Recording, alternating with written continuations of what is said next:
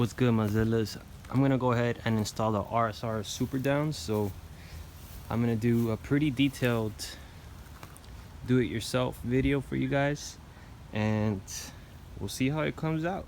Alright, before we get into the video, guys, real quick, I want to thank all my subscribers for helping me reach 1,000 subs. And in light of this accomplishment, I like to show my appreciation by giving away a $100.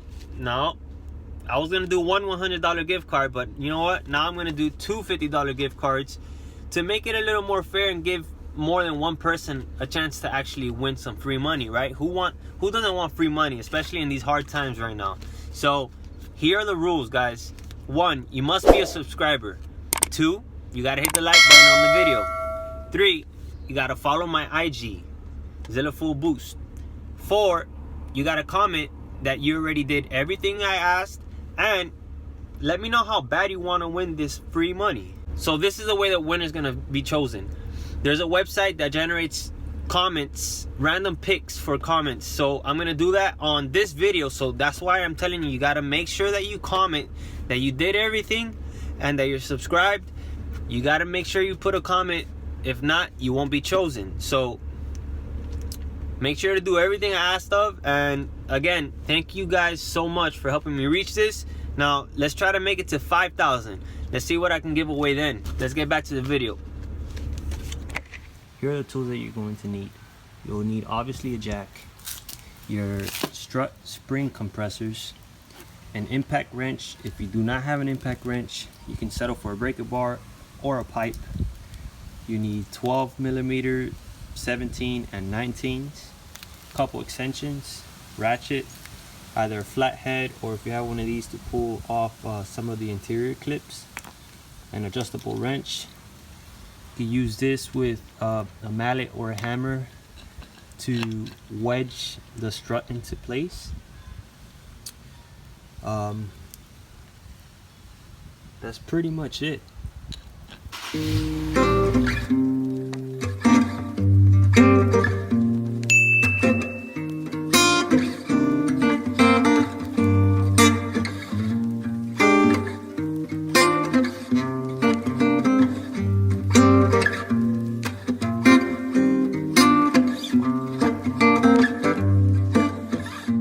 So you don't have much to unfasten here. First thing you want to do is pull back on this grommet here so you can get some slack for the ABS sensor, or that's the speed sensor. Then we're gonna unbolt the control arm, unbolt the end of that bolt right here with that nut going through the strut, which is part of the sway bar end link, and then unfasten the 3 bolts from the strut tower up top underneath the hood. So it's pretty straightforward, so let's get right into it.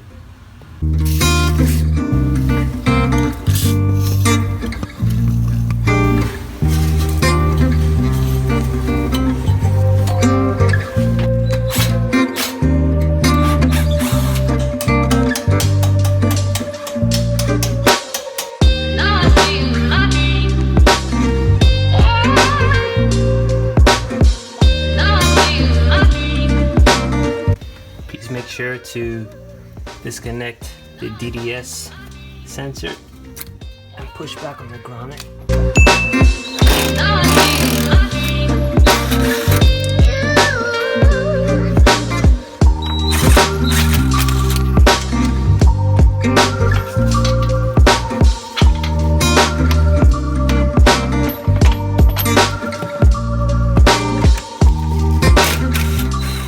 So in order to remove this harness from here, you have to stick a screwdriver through here to lift up on the tab, lift up, and you should be free enough.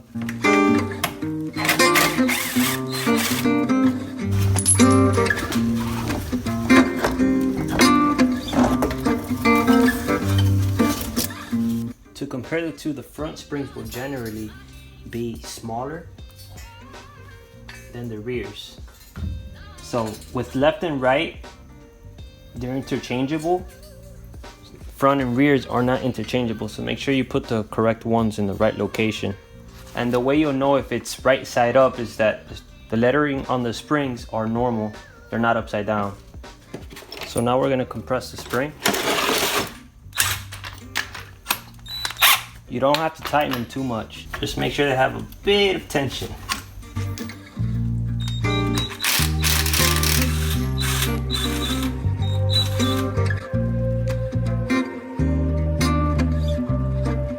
Alright, you're gonna want to make sure your spring is seated properly.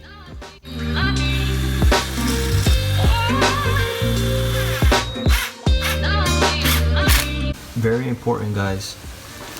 When it comes to tightening this top nut on the top hat, the easiest way is actually to tighten, compress the spring, and then use an impact wrench to run it down.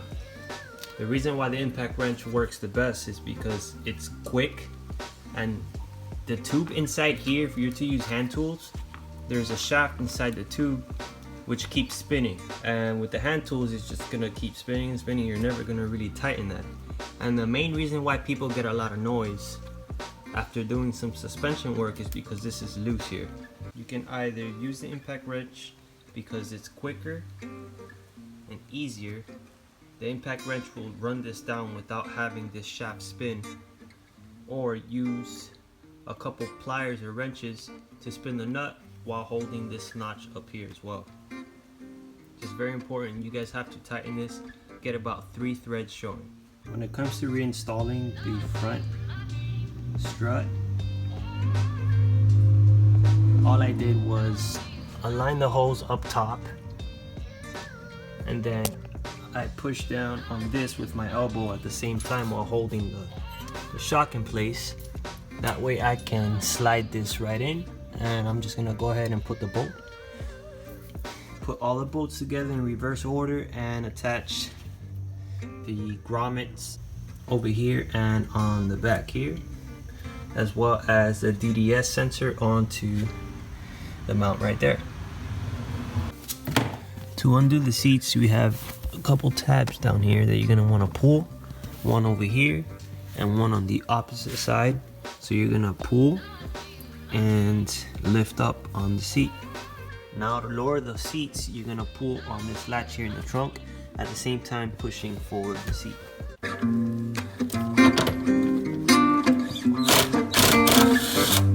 Yeah, between 14 minutes.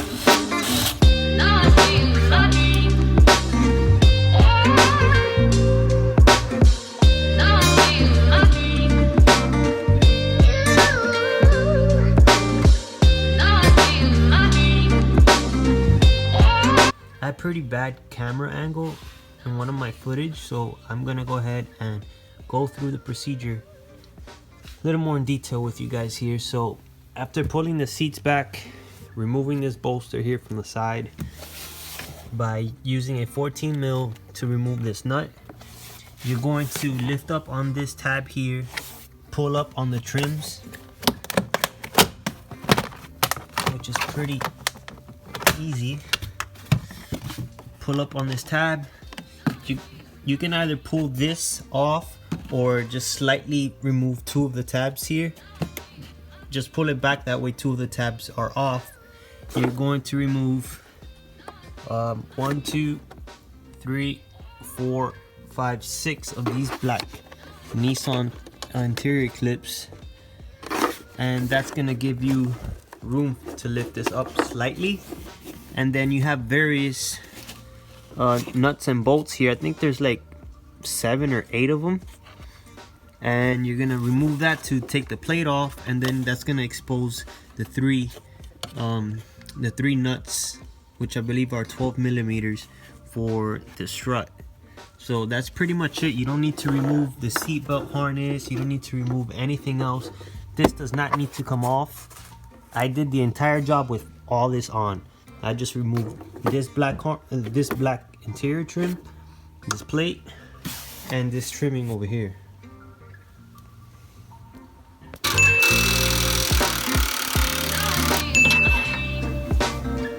DDS sensors. Alright, so I ended up somewhat mounting this on. What I first did was bring the hat, well, I brought the bottom of the strut tower down through here. Then I brought up the hat up to the top, lined the bolt. I then got my fiance to you know, fasten down at least one nut up there so it can hold in place. Then I had her come over here, step onto the brake caliper, onto the brake rotor right here on the hub, and I was able to stick the bolt through the bottom of the strut tower. Then I got this bolt in by slightly jacking up the entire assembly. So now I'm gonna go ahead and fasten everything in to the appropriate torque, and then put the sensor back into the suspension shock, and that should be it for the rear. Alright, so overall it took about 4 hours to do the suspension. I know most of you guys that haven't really done this before, this seems very intimidating, but it really isn't. I mean, I provided you the tools that you need and pretty much simple directions for you to complete this. So if you appreciate this video, make sure to hit the like button, subscribe, and remember about the giveaway, guys. On the next video, I'm going to go ahead and announce the winner for the giveaway. So remember the rules, and hopefully you'll be the next lucky winner. Thank you, guys. See ya.